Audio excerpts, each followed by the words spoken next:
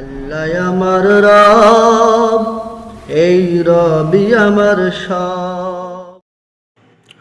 আসসালামু আলাইকুম রহমতুল্লাহি ওয়া বারাকাতুহু। তায়াম্মুমের মাসালা।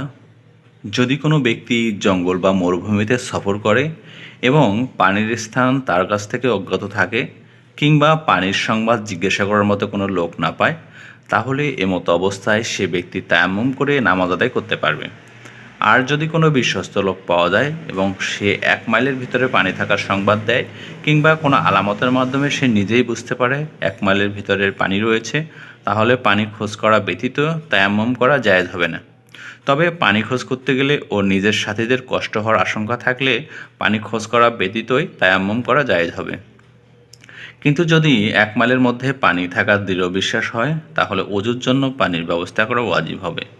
এমতো অবস্থায় পানি খোঁজ না করে তায়াম্মুম করলে তায়াম্মুম সহিহ হবে না।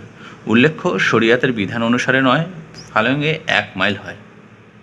9 ফালঙে 1 মাইল হয়। মাসালা: যদি 1 মাইলের বেশি দূরত্বে পানি থাকার খোঁজ পাওয়া যায়, তাহলে এত দূরে গিয়ে পানির ব্যবস্থা করা জরুরি নয়, বরং তায়াম্মুম করে নামাজ পড়া জায়েজ হবে।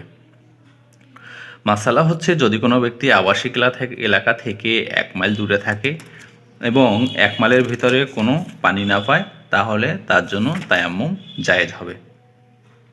এক্ষেত্রে মুকিম ও মুসাফির উভয়ের হুকুম অভিন্ন হবে। আজকে এ পর্যন্তই বন্ধুরা। পরের পর্ব দেখতে চোখ রাখুন উনিগোয়াল চ্যানেল টিভিতে, এবং এই অনলাইন ভিত্তিক চ্যানেলে ইসলাম শিক্ষা, স্বাস্থ্য এবং বাদ পরিক্রমায় আমাদের আয়োজন থাকছে প্রতিদিনই। ভালো থাকুন, সুস্থ থাকুন। আসসালামু আলাইকুম রহমতুল্লাহি ওয়া বারাকাতুহু।